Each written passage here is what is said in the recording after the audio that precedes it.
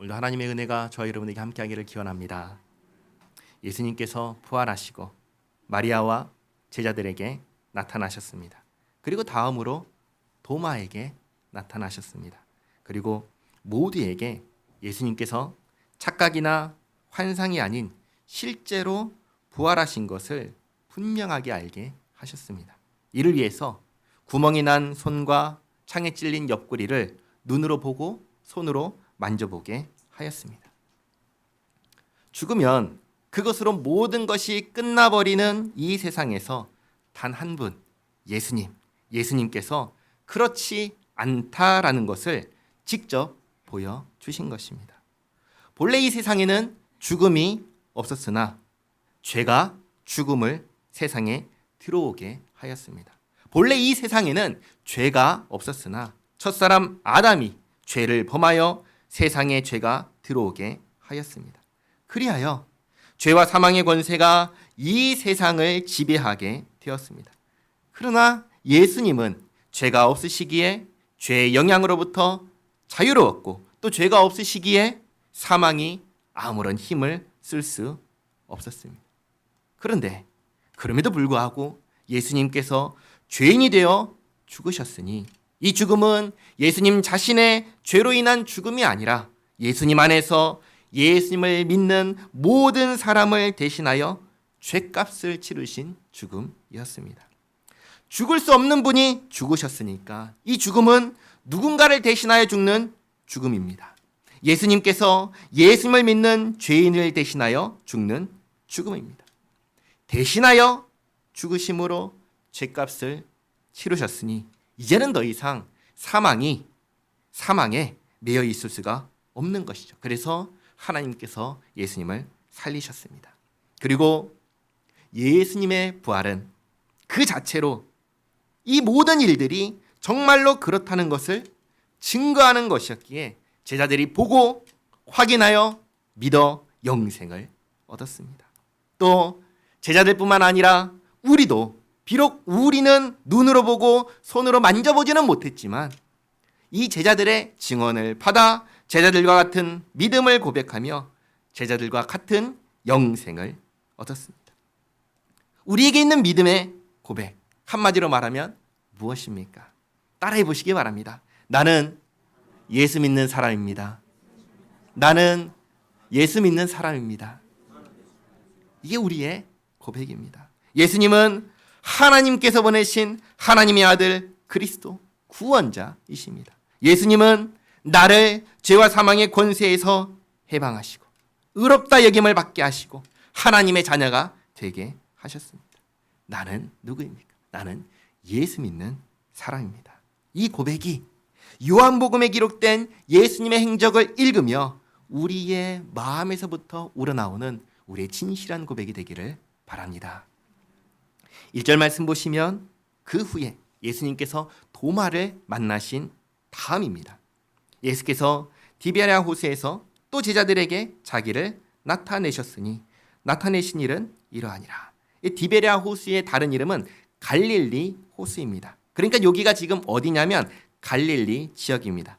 예수님께서 바로 앞장에서 도마를 만나신 곳은 예루살렘이었고 그 후에 다시 제자들에게 나타나신 곳은 어디냐면 이 갈릴리 지역에 있는 호수입니다. 여기에 2절 말씀 보시면 시몬 베드로와 디두모라 하는 도마와 갈릴리 가나 사람 나다나엘과 세베대의 아들들 그러니까 야고보와 요한과 또 다른 제자 둘, 이름을 모르는 제자 둘이 있습니다. 그러니까 총 7명이 여기에 있는데 3절에 시몬 베드로가 나는 물고기 잡으러 가노라 하니 바로 앞 20장에서 예수님께서 제자들에게 성령을 하고 불어주시면서 죄를 사하는 권세를 주셨습니다. 그러니까 예수님의 몸된 교회가 되게 하셨습니다. 그런데 막상 그들이 뭘 하는가 보니까 뭘 하죠?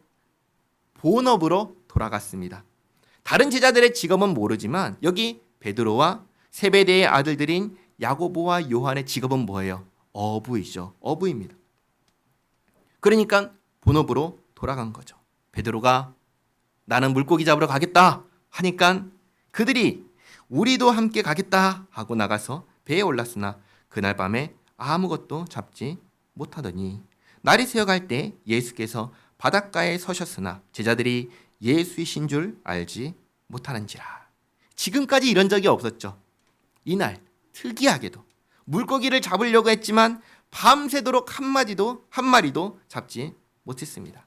한 마리도 잡지 못하고 아마도 돌아오는 길이었을 것입니다. 배 타고 돌아오는 것이죠. 그때 예수님께서 바닷가에 서셔서 배 타고 돌아오는 그들을 향해서 말씀하십니다. 5절에 예수께서 이르시되 얘들아 너희에게 고기가 있느냐? 대답하되 없나이다. 이르시되 그물을 배 오른편에 던지라. 그리하면 잡으리라 하시니 이에 던졌더니 물고기가 많아 그물을 들 수 없더라.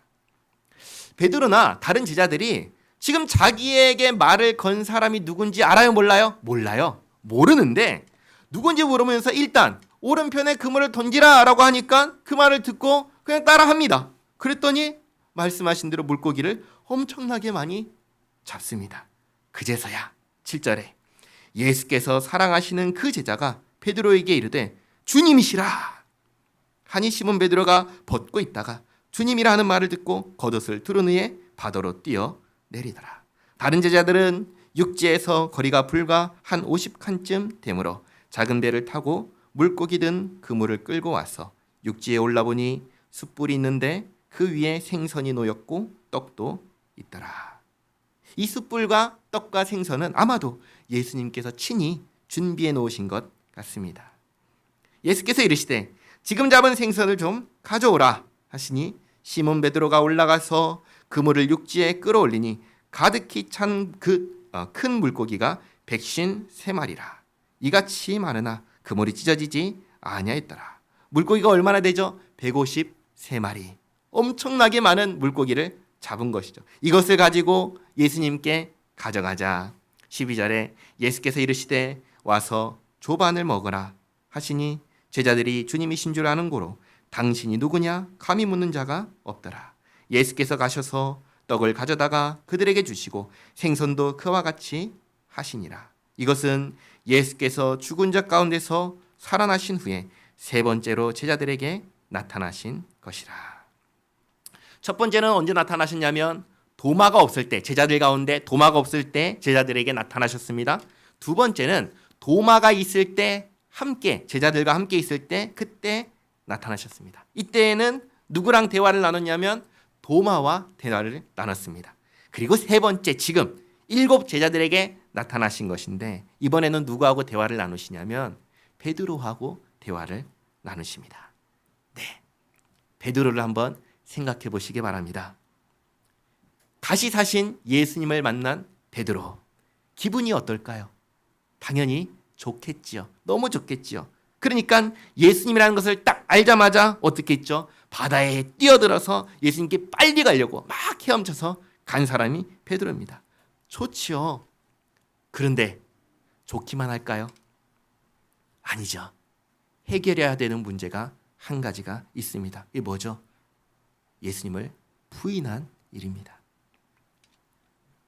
예수님께서 유대 지도자들에게 잡혀가 신문을 받고 재판을 받으실 때 사람들이 거기에 참 몰래 들어왔던 베드로를 향해서 이렇게 말했어요. 너가 그 제자 아니냐? 너 그 사람의 제자 같은데? 이 얘기를 하니까 베드로가 뭐라고 했죠? 나 아니야. 나 아니야. 한 번만 그랬나요? 아니죠. 3번을 그랬습니다. 요한복음에는 이렇게까지 부인했다고 하지 않지만 다른 성경을 보면은 마지막에 부인할 때는 저주하면서 부인을 했다고 기록하고 있습니다. 그러니까 예수님 앞에서 그 신문 받는 예수님 앞에서 나는 저 사람 모른다고 한 사람이 누구냐면 베드로입니다. 그런데 이 일이 있기 전에 예수님 앞에서 예수님 제가 죽기까지 예수님을 따라가겠습니다 라고 호언장담했던 사람이 누구냐면 베드로입니다. 그런데 실제로 죽음의 문제 앞에서 예수님을 따라가기는커녕 예수님의 제자가 아니라고 부인했던 베드로입니다. 그런 베드로 앞에 예수님께서 나타나신 거예요. 그러면 베드로의 지금 마음은 어떻겠습니까? 복잡하겠죠. 복잡할 것입니다. 목숨을 다하여 따라가고 싶었던 진심, 그렇잖아요. 진심. 이 진심과 예수님을 모른다고 부인했던 나의 과거, 이 두 개가 베드로의 마음을 붙잡고 있는 것이죠. 예수님께서 베드로의 마음을 아실까요? 모르실까요? 다 아시죠. 다 아십니다. 우리가 그걸 어떻게 알 수 있는가? 요한복음은 처음부터 예수님께서 사람의 마음을 다 아신다고 분명하게 알려주고 있기 때문입니다. 그러니까 다 아시는데, 다 아시는 예수님께서 베드로에게 말씀하십니다. 15절에 그들이 조반 먹은 후에 예수께서 시몬 베드로에게 이르시되 요한의 아들 시몬아 내가 이 사람들보다 나를 더 사랑하느냐 하시니 이르되 주님 그러하나이다. 내가 주님을 사랑하는 줄 주님께서 아시나이다.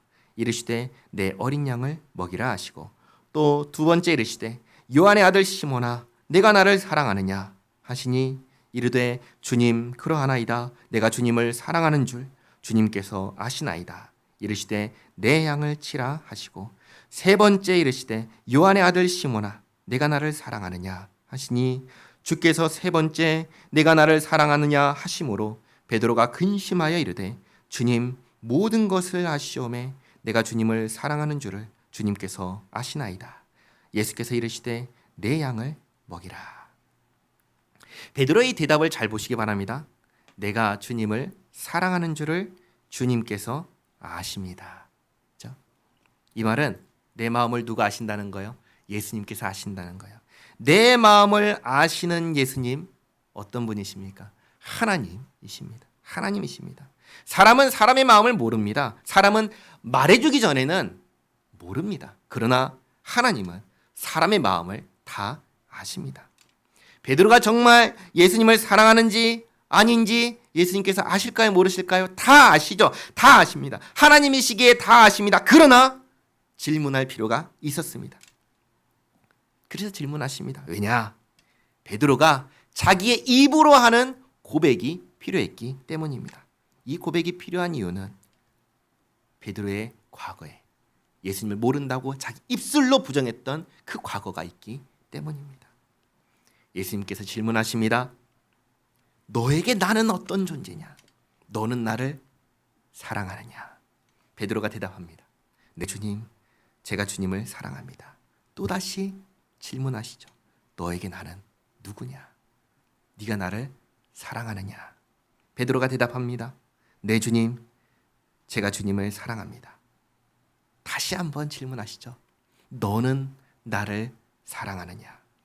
베드로가 근심하며 대답합니다. 주님께서 모든 것을 다 아십니다. 제가 주님을 사랑합니다. 다 알면서 질문하셨습니다. 몇 번? 3번. 이로써 예수님을 부정했던 베드로의 과거를 예수님께서 덮어 주십니다. 다 알고 용서하십니다. 예수님은 이 땅에 왜 오셨지요? 예수님은 이 땅에 심판하러 오셨나요? 아닙니다. 예수님은 이 땅에 구원하러 오셨습니다. 예수님은 용서하러 오셨습니다. 그리고 베드로에게 새로운 사명을 주십니다. 내 양을 먹이고 내 양을 돌보고 내 양을 보살펴라. 새로운 사명은 예수님의 양을, 예수님의 백성을, 예수님의 교회를 목양하는 것입니다. 그러면 이제 베드로는 어떤 목자가 되어야 할까요? 예수님을 닮은 목자가 되어야 할 겁니다. 왜냐하면 예수님의 양을 목양해야 하기 때문입니다. 그러니까 예수님을 닮은 목자는 어떤 목자입니까? 예수님께서 이렇게 말씀하셨습니다. 요한복음 10장 11절 말씀 같이 한번 읽어보겠습니다. 주보에 있지요? 요한복음 10장 11절 말씀입니다. 나는 선한 목자라 선한 목자는 양들을 위하여 목숨을 버리거니와. 아멘. 예수님은 양들을 위하여 자기의 생명을 주시는 그런 목자이셨습니다. 예수님의 양을 목양하기 위해서 베드로도 이제는 예수님과 같은 그런 목자가 될 겁니다. 예수님께서 베드로에게 십자가를 지시기 전날에 이런 말씀을 하셨습니다. 요한복음 13장 36절 말씀 같이 읽겠습니다. 시몬 베드로가 이르되 주여 어디로 가시나이까? 예수께서 대답하시되 내가 가는 곳에 내가 지금은 따라올 수 없으나 후에는 따라오리라. 아멘. 예수님께서 말씀하신 대로 그때는 불가능했지만 지금은 달라졌습니다. 부활하신 예수님을 만났고 예수님께서 자신을 3번 부인했던 과거를 덮어주셨습니다. 용서해 주셨습니다. 이제 모든 것이 회복된 베드로는 그때는 불가능했지만, 그때는 십자가 앞에서 예수님을 부인하고 멀찍이 떨어져 있었지만 지금은 예수님께서 말씀하신 대로 예수님을 따라가게 되었습니다. 그러니까 이제 예수님께서 베드로의 앞으로의 일을 미리 알려주시는데 21장 18절에 내가 진실로 내게 이르노니 내가 젊어서는 스스로 띠띠고 원한한 곳으로 다녔거니와 늙어서는 내 팔을 벌리리니 남이 내게 띠띠우고 원하지 아니하는 곳으로 데려가리라. 이 말씀을 하심은 베드로가 어떠한 죽음으로 하나님께 영광을 돌릴 것을 가리키심이로라. 이 말씀을 하시고 베드로에게 이르시되 나를 따르라 하시니. 전설을 따르면 베드로는 예수님께서 말씀하신 대로 예수님의 교회를 목양하다가 로마에서 이제 마지막에 죽습니다. 근데 로마에서 죽을 때 거꾸로 된 십자가에 매달려 죽었다고 합니다. 그러니까 정말 예수님처럼 십자가에 달려 예수님처럼 죽은 것이죠. 예수님께서 베드로에게 말씀하십니다. 모든 것을 회복한 베드로에게 이렇게 말씀하십니다. 나를 따르라. 나를 따르라. 문득 베드로의 눈에 예수님을 따르는 한 제자가 눈에 보입니다. 20절에 베드로가 돌이켜 예수께서 사랑하시는 그 제자가 따르는 것을 보니 그는 만찬 속에서 예수의 품에 의지하여 주님을 파는 자가 누구오니까 묻던 자더라. 이에 베드로가 그를 보고 예수께 여짜오되 주님, 이 사람은 어떻게 되겠사옵나이까? 베드로가 문득 나는 이제 예수님의 양을 목양하고 그리고 예수님처럼 살다가 십자가를 지고 가겠구나, 이 생각이 듭니다. 그러면서 그런데 이 사람은 어떻게 될까? 예수님께서 사랑하시는 이 사람은 어떻게 될까? 궁금하죠. 이런 생각이 문득 드니까 예수님께 여쭤봅니다. 예수님, 이 사람은 어떻게 될까요? 그러자 22절에 예수께서 이르시되 내가 올 때까지 그를 머물게 하고자 할지라도 내게 무슨 상관이냐? 너는 나를 따르라 하시더라. 이 말씀이 형제들에게 나가서 그 제자는 죽지 아니하겠다 하였으나 예수의 말씀은 그가 죽지 않겠다 하신 것이 아니라 내가 올 때까지 그를 머물게 하고자 할지라도 내게 무슨 상관이냐 하신 것이러라. 예수님의 말씀을 듣고 사람들이 오해해서 와, 이 제자는 죽지 않겠다라고 생각했지만 실제로 예수님께서 하신 말씀은 너는 네 일만 신경 쓰면 된다. 다른 사람은 신경 쓰지 마라. 내가 너에게 맡긴 일에 충성해라. 그러면 된다라고 말씀하신 것입니다. 실제로 이것은 굉장히 중요합니다. 다른 사람과 비교하지 마십시오. 다른 사람이 어떻게 하는가 신경 쓰지 마십시오. 다른 사람을 질투하지 마십시오. 그것은 내가 할 일이 아닙니다. 그것은 나하고는 전혀 상관없는 일입니다. 나와 상관 있는 일은 하나님께서 나에게 하라고 하신 일뿐입니다. 그게 무엇인가요? 베드로에게는 뭐라고 하시죠? 내 양을 목양해라 말씀하셨습니다. 베드로는 다른 사람 신경 쓸 거 없이 주님께서 나에게 하라고 하신 그 일을 하면 됩니다. 우리는요? 우리는 무엇을 하면 될까요? 하나님께서는 우리에게, 나에게 무엇을 하면서 살라고 하십니까? 이렇게 요한복음은 예수님과 제자들이 3번째로 만난 만남까지 이야기합니다. 그리고 마지막입니다. 24절. 이 일들을 증언하고 이 일들을 기록한 제자가 이 사람이라. 우리는 그의 증언이 참된 줄 아노라. 그러니까 예수님께서 사랑하시는 제자가 이 요한복음을 기록했습니다. 25절에 예수께서 행하신 일이 이 외에도 많으니 만일 낱낱이 기록된다면 이 세상이라도 이 기록된 책을 두기에 부족할 줄 아노라. 아멘. 요한복음에는 성경 전체를 압축한 정말 소중한 구절이 많이 있습니다. 그 중에 한 가지를 꼽았습니다. 한 가지가 있습니다. 그게 뭐냐? 주보 한번 볼까요? 요한복음 3장 16절, 17절 두 구절이네요. 두 구절 말씀 같이 한번 읽겠습니다. 하나님이 세상을 이처럼 사랑하사 독생자를 주셨으니 이는 그를 믿는 자마다 멸망하지 않고 영생을 얻게 하려 하심이라. 하나님이 그 아들을 세상에 보내신 것은 세상을 심판하려 하심이 아니요 그로 말미암아 세상이 구원을 받게 하려 하심이라. 아멘. 요한복음은 우리에게 예수님이 누구신지를 아주 분명하게 알려주십니다. 예수님은 누구십니까? 예수님은 하나님이십니다. 예수님은 하나님의 아들이십니다. 예수님은 우리를 구원하기 위해서 사람이 되신 하나님이십니다. 예수님은 우리에게 이 질문을 하십니다. 너희는 나를 누구라고 하느냐? 우리는 예수님을 누구라고 고백하나요? 예수님은 좋은 선생님, 훌륭한 사람이야, 참 멋진 분이야 라고 고백하나요? 아니면 나를 구원하신 나의 주, 나의 하나님이라고 고백하나요?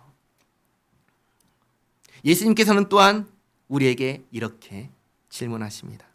너는 나를 사랑하느냐? 너는 나를 사랑하느냐? 우리는 예수님을 사랑하나요? 예수님께서 제자들에게 이렇게 말씀하셨습니다. 요한복음 13장 34절 말씀 같이 읽겠습니다. 새 계명을 너희에게 주노니 서로 사랑하라. 내가 너희를 사랑한 것 같이 너희도 서로 사랑하라. 아멘. 기억하시기 바랍니다. 우리가 먼저 하나님을 사랑한 것 아닙니다. 우리가 먼저 한 것은 하나님을 미워하였고 하나님을 배신하였고 하나님을 떠났습니다. 우리는 하나님을 떠난 죄인입니다. 그런 죄인을 하나님께서 먼저 사랑하신 거예요. 내가 너희를 사랑한 것 같이, 그 말씀은 내가 죄인을 사랑했다라는 겁니다. 죄인은 사랑받을 가치가 있나요? 아니요. 우리는 다 경험적으로 압니다. TV에 나오는 죄인들 사랑하나요? 아니죠. 사랑하지 않습니다. 사랑할 수가 없습니다. 그런데 하나님께서 그 죄인인 우리를 먼저 사랑하셨습니다. 우리를 사랑하셔서 우리를 멸망하도록 내버려 두지 않으시고 우리가 죄인이 생명을 얻도록 구원하시려고 아들 예수님을 보내주신 사랑입니다. 그러나 하나님을 미워하고 하나님을 떠난 우리가 하나님께서 아들 예수님을 보내주시면 그 예수님은 믿을까요? 안 믿죠. 요한복음 전체가 보여준 사람의 모습은 무엇입니까? 안 믿어였습니다. 예수님께서 아무리 많은 표적을 행하시고 아무리 많은 말씀을 하시고 눈앞에서 증명하셔도 사람들의 반응은 무엇이었죠? 안 믿어였습니다. 하나님을 떠난 우리가 하나님께서 아들 예수님을 보내주신다고 해서 믿을 리가 없지요. 그래서 우리에게 믿음까지도 직접 주셨습니다. 그러니까 죄인을 구원하기 위해서 하나부터 열까지 다 누가 하셨습니까? 하나님께서 다 하신 거예요. 내가 한 것이 있을까요? 아니요. 내가 한 것은 아무것도 없습니다. 내가 한 것은 그저 하나님께서 하신 일을 누릴 뿐입니다. 예수님께서 계속해서 말씀하십니다. 내가 너희를 사랑한 것 같이 너희도 서로 사랑하라. 나는 누구입니까? 나는 예수 믿는 사람입니다. 예수님께서 우리를 구원하기 위해서 우리의 죄값을 대신 치르시고 우리가 이루어야 하는 의를 대신 이루셨습니다. 그리고 예수님께서 하신 이 모든 것을 예수님을 믿는 우리가 한 것으로 여겨 주셨습니다. 이제 예수님 안에 있는 우리는 죄인이 아닙니다. 예수님 안에서 우리는 의인입니다. 그리고 우리가 본래 살아야 하는 삶을 살게 하셨습니다. 우리가 본래 살아야 되는 삶은 어떤 것입니까? 우리가 본래 살아내야 하는 삶의 모습은 무엇입니까? 그것은 하나님을 사랑하고 이웃을 사랑하는 것입니다. 서로 사랑하며 사는 것입니다. 예수님께서 말씀하십니다. 나를 따르라. 나를 따르라. 내가 너희를 사랑한 것 같이 너희도 서로 사랑하라.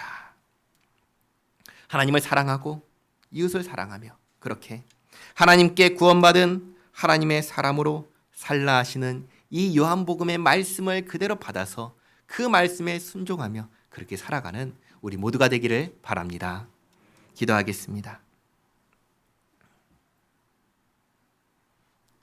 좋으신 하나님, 사랑과 은혜에 감사합니다. 우리가 죄인이었을 때 하나님을 떠났고 그래서 하나님을 모르고 그러나 이 세상에서 살아가기 위해서 힘을, 인맥을, 돈을, 권력을 의지하여 그것이면 잘 살 수 있다고 생각하며 그렇게 하나님과 상관없는 인생을 살았습니다. 모든 것은 아침 안개와 같이 사라지며 사라질 것들을 의지하는 것은 아무 의미가 없는 것인데 그러한 것들을 의지하며 살았습니다. 그리고 그 끝은 헛되고 허무한 멸망뿐인데 이를 모르고 살았습니다. 그러나 모든 것을 아시는 주님께서 우리가 주님을 찾지 않고 주님께로 돌아오지 않고 그렇게 살다가 멸망할 것을 아셨기에 멸망하는 것을 기뻐하지 않으시고 긍휼히 여기시고 또 사랑하셔서 우리를 향하여 손을 내밀어 구원하여 주심에 감사드립니다. 우리를 구원하기 위하여 아들 예수님 보내주시고 예수님을 믿는 믿음도 주시어 믿게 하시고 그 믿음 안에서 죄 사함 받고 의롭다 여겨주시며 하나님의 자녀 삼아주시고 영생을 주심에 감사합니다. 하나님, 우리가 하나님의 은혜로 영생을 얻게 된 예수 믿는 사람들입니다. 예수 믿는 사람으로 예수님을 사랑하는 사람으로 우리가 이 땅에서 살아갈 때 하나님, 무엇보다 예수님 잘 믿고 예수님 바로 섬기며 예수님께서 말씀하신 대로 예수님을 따라 서로 사랑하며 살게 하옵소서. 그렇게 나를 구원하신 하나님께 영광 돌리며 하나님과 함께 살아가는 우리 모두가 되게 하옵소서. 예수님의 이름으로 기도하옵나이다. 아멘.